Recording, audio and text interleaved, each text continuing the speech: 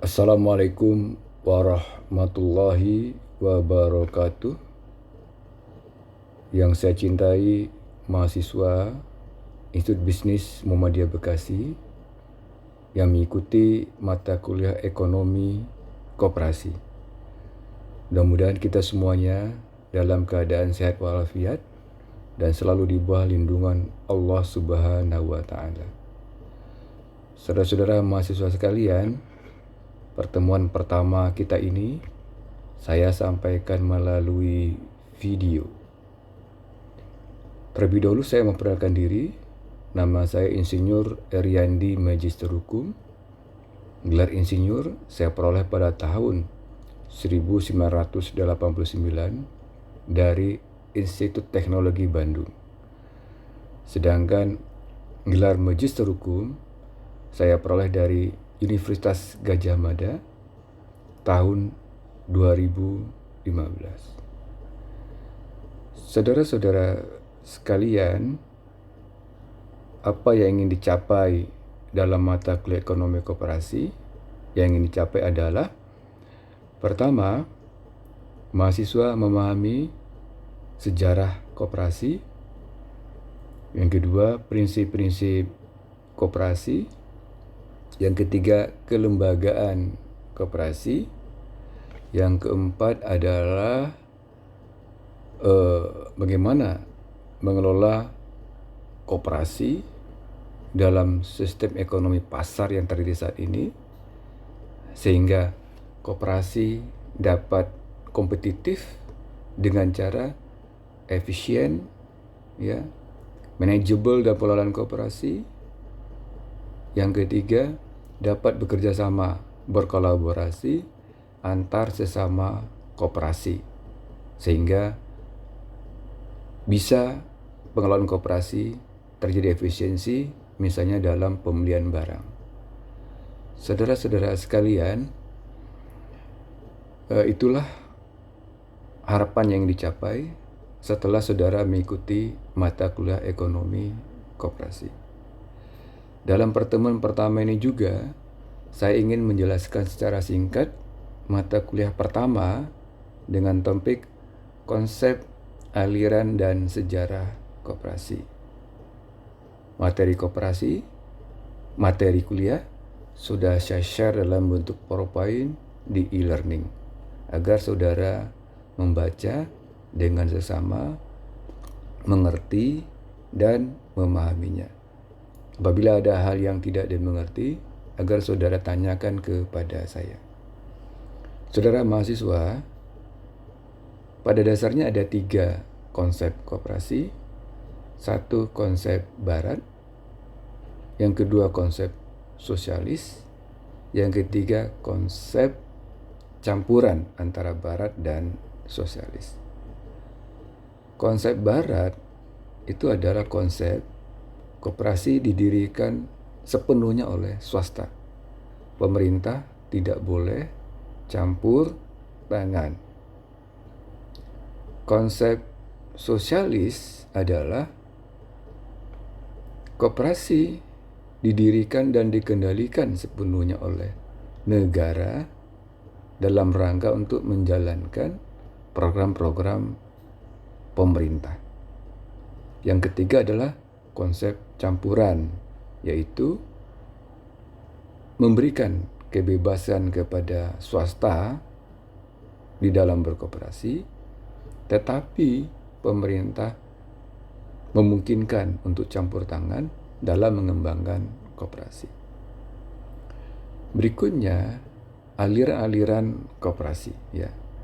Nah, ada 3 aliran koperasi.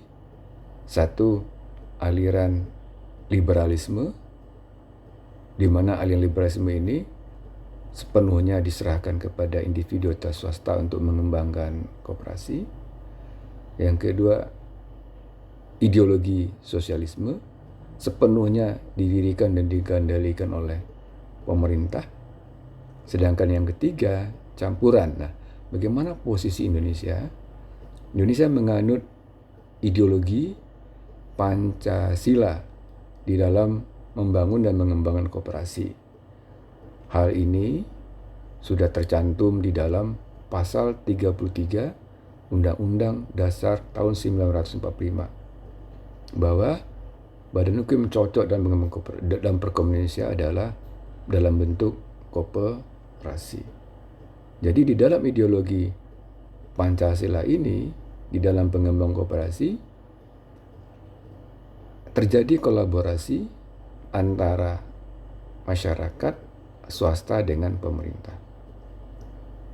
Pemerintah ikut campur di dalam pengelolaan koperasi dan mereka mengembang koperasi, tetapi masyarakat diberikan kebebasan di dalam mendirikan koperasi.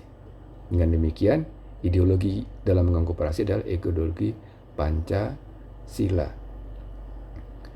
Berikutnya, saudara sekalian, saya ingin jelaskan secara singkat saja sejarah perkembangan koperasi.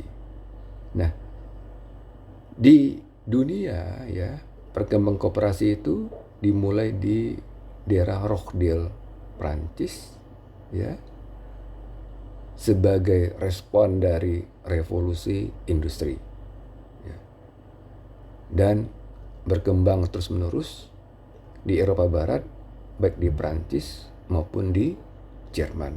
Nah, silakan saudara baca materi berikutnya di materi sudah saya berikan.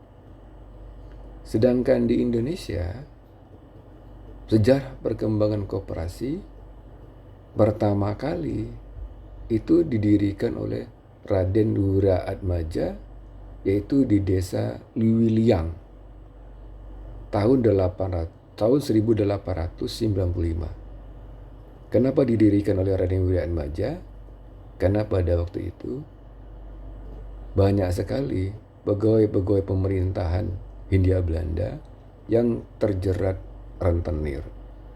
Oleh karena itu, Raden Wiraatmaja mengembangkan sejenis koperasi simpan pinjam dan berkembang seterusnya sampai tahun 1947 terjadi Kongres Koperasi yang pertama di daerah Tasikmalaya. Nah, pada waktu itu ya, Kongres mengangkat salah satu proklamator kita, Bung Hatta, sebagai Bapak Koperasi Indonesia. Ya. Kemudian koperasi berkembang terus sampai ke era Orde Baru. Tahun 67 lahir Undang-Undang Koperasi yang baru. Setelah Orde Baru muncul Orde Reformasi. Di dalam Orde Reformasi ini koperasi tetap berkembang.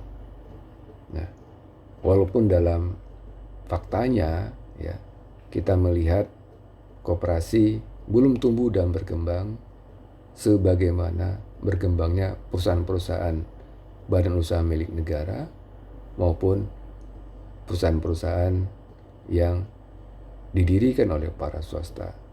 Namun demikian, kita tetap optimis bahwa koperasi sebagai lembaga ekonomi yang cocok dengan masyarakat Indonesia akan berkembang terus-menerus. Saudara sekalian, mengenai sejarah koperasi ini, untuk lebih jelasnya, nanti saya akan share videonya di grup WA pembelajaran ekonomi koperasi. Oleh karena itu, saya minta kepada saudara untuk membentuk WA grup ekonomi koperasi agar kita mudah saling komunikasi dan saya dapat men-share materi-materi kuliah maupun video-video kuliah. Demikian saudara sekalian pertemuan perdana kita ini. Wabillahi taufiq wal hidayah. Assalamualaikum warahmatullahi wabarakatuh.